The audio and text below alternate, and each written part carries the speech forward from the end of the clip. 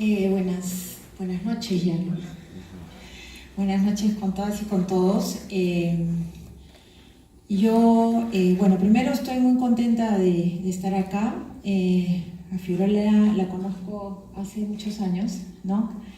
Cuando yo hacía mis prácticas en Demos y empezaba a trabajar como abogada. Y creo que uno de los casos más difíciles que me tocó llevar fue el de Fiorella, porque teníamos el día de hoy tenemos un ordenamiento jurídico que sigue negando todos los derechos que tienen que ver con las sexualidades, pero hace 20 años era peor, ¿no? Entonces, por esas cosas que van pasando en la vida de uno, yo salí de Demos, donde inicié mi carrera profesional para dedicarme más al trabajo académico. Después de muchos años me enteré que, casi por la prensa, ¿no?, que Fiorella había logrado lo que habíamos empezado a tratar de...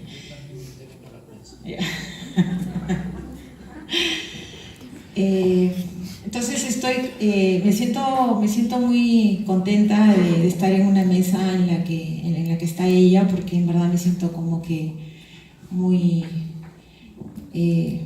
orgullosa, ¿no?, de su lucha y todo el mensaje que también está transmitiendo sobre un tema que requiere mucho trabajo, mucha visibilización y de transmisión de mucha valentía, ¿no? Porque en el Perú pararse en una mesa o pararse frente a las personas y decir yo soy trans y lo que sea, ¿no?, en esta diversidad, es un acto de valentía. Y también estoy contenta porque estoy también sentada en una mesa en la que está Marco.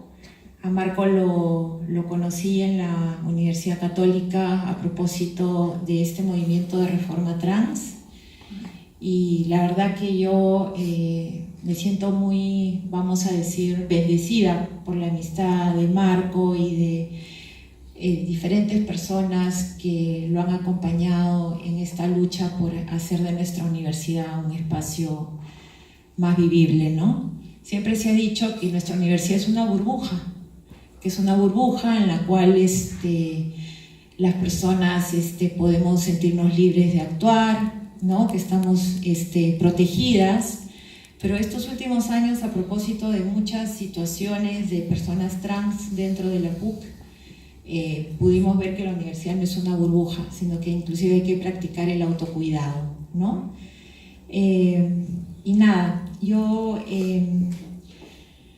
Entonces voy a hablar de una posición de privilegio, porque, soy académica y creo que esa es una posición de privilegio,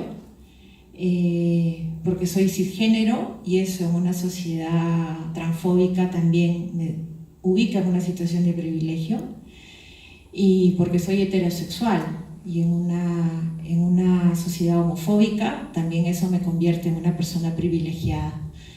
Entonces es bien difícil hablar de esto cuando uno escucha testimonios donde, lo característico es el sufrimiento. Fiorella hablaba en su presentación del suicidio, de la discriminación, ¿no? Marco también ha hablado de todo este proceso para llegar a la reforma trans, que era necesario porque el espacio de la universidad no era un espacio vivible, ¿no? Entonces, claro, yo antes de venir acá decía, ¿qué puedo decir yo desde esa posición de privilegio, que no he sufrido nada de lo que muchos ciudadanos y ciudadanas en el Perú están sufriendo, ¿no? Entonces, creo que más o menos lo que quisiera compartir con ustedes es cómo llego a lo trans, y voy a utilizar lo trans acá, aunque sé que Fiorella ha criticado esto de hablar de lo trans, pero quiero en todo caso aclarar que voy a hablar de lo trans porque lo asumo como quizás como un concepto sombrilla debajo del cual hay una amplia diversidad que tenemos que reconocer, ¿no? Entonces, bueno, yo llego a lo trans a partir de mi práctica en el feminismo, ¿no? Yo soy feminista y he tratado de estudiar mucho a teoría feminista, y entonces cuando empiezo a estudiar teoría feminista empiezo a encontrar mucha literatura que empezaba a cuestionar el binarismo sexual, ¿no es cierto?, como un concepto muy digamos, artificial, este binarismo sexual que nos clasifica y que nos divide en dos grupos, y que uno encaja en esos dos grupos está muerto, no es ciudadano, no es ciudadana, ¿no es cierto? Este binarismo sexual que dice o eres hombre o eres mujer, y si eres hombre eres masculino, y si eres mujer eres femenina, y si no encajas en esto, pues no eres ciudadano o no eres ciudadana, ¿no? Y entonces empiezo a encontrar muchos trabajos que cuestionan este binarismo sexual y que empiezan también a denunciar que la heterosexualidad es básicamente una regla y que se nos propone como un mandato obligatorio al que tenemos que llegar o que ser, ¿no? Entonces, claro, eso empieza a alimentar mucho mi curiosidad por algo que pasa normalmente por la vida de nosotros como asumido como algo natural, anterior a la vida social, sin historia, sin política. Empiezo a revisar todos los trabajos de Foucault, ¿no es cierto? Y empiezo pues a descubrir toda una literatura que me marca, digamos, una mirada del mundo mucho más extensa, ¿no es cierto?, y donde uno puede empezar a entender la diversidad en otros términos. Hace poco se celebró el Día de la Despatologización trans, ¿no? Y claro, en este día donde han habido muchos actos de celebración, hemos reflexionado mucho sobre el papel del discurso médico en lo trans, ¿no? Porque el discurso médico se ha asumido como un discurso, digamos, privilegiado, ¿no? Es un lugar donde se enuncia qué cosa es lo trans y nadie cuestiona lo que se dice de ese discurso, porque se asume que el médico o que el científico nos dicen una verdad y que todos debemos asumir esa verdad. Y si uno empieza a revisar historia de la ciencia y si empieza a revisar cómo ha ido cambiando la medicina en estos discursos, se empieza a dar cuenta que la ciencia y la medicina también tienen de política. Durante mucho tiempo la ciencia decía que el problema estaba en la mente, entonces que teníamos que llamar al psiquiatra para que el psiquiatra componga la mente de las personas.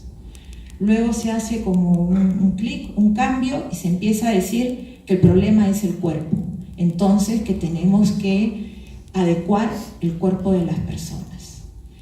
Y en ese tránsito empiezan a haber muchas idas y venidas, donde nos damos cuenta pues, que el discurso científico en cada contexto ha obedecido también a ciertos intereses, ¿no?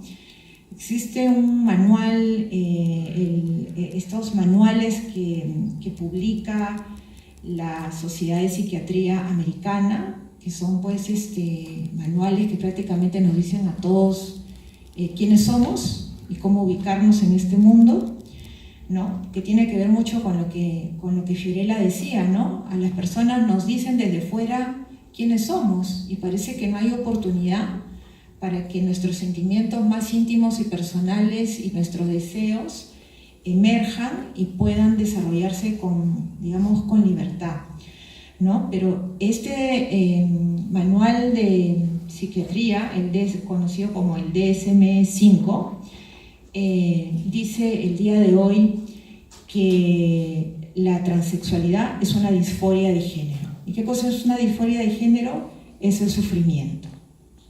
Un sufrimiento de estar atrapado en un cuerpo equivocado. Si uno ve cómo llegamos al DSM-5, Llegamos básicamente por presión del movimiento por la diversidad sexual, que les decía a los comités científicos que tenían que despatologizar la cuestión trans, la condición trans.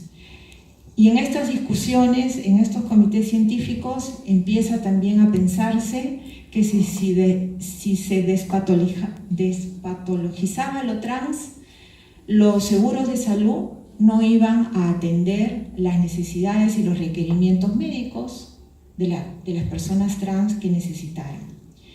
Entonces fueron básicamente consideraciones políticas, consideraciones económicas, las que nos ubican ahora en una disforia de género.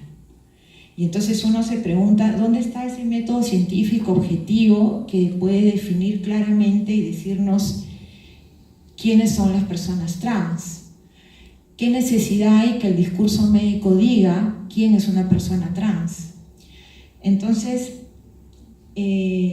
una de las cosas, otra de las exploraciones un poco a partir de las cuales llego a lo trans es a partir de mi proyecto de tesis doctoral. Yo soy abogada de formación, pero estoy estudiando ahora antropología a nivel de doctorado.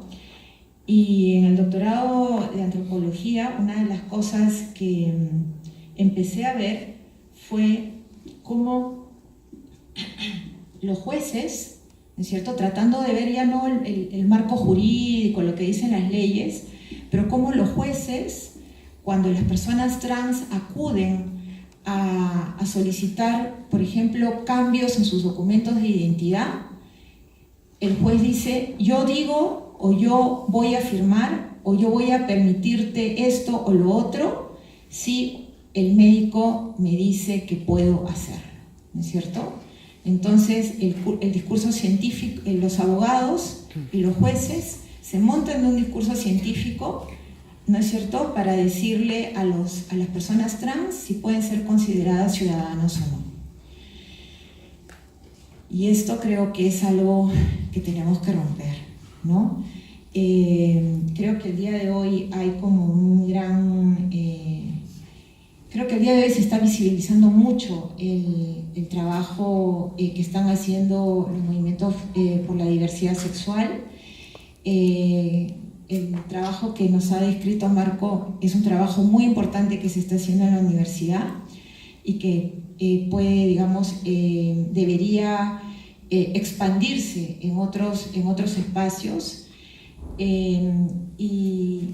Y puntualmente, ¿no?, lo que estaba contándonos Marco sobre las cosas logradas, creo que también ahí hay que ver un poco estos procesos de conquistas de derechos, ¿no? Porque a mí me preocupa mucho que la reforma trans en la Universidad Católica sea tomada como vamos a darle a estas 15 o 20 alumnos trans un baño o un par de baños en que puedan entrar libremente.